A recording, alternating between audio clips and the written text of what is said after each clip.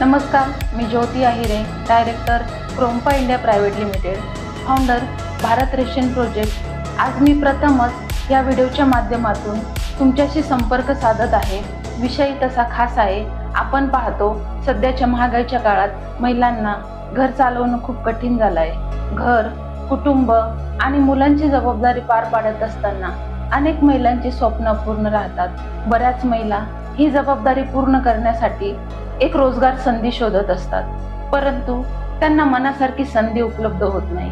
आम्ही महिलांची हीच गरज ओळखून खास महिलांसाठी महिला सक्षमीकरण या योजनेअंतर्गत महिलांना एक रोजगार संधी उपलब्ध करून देत आहोत। या रोजगार संधीतून महिलांना रोजगार तर मिळेलच, पण ती यासोबत तिचे घर, कुटुंब आणि मुलांची जबाबदारी पार पाडू शकते।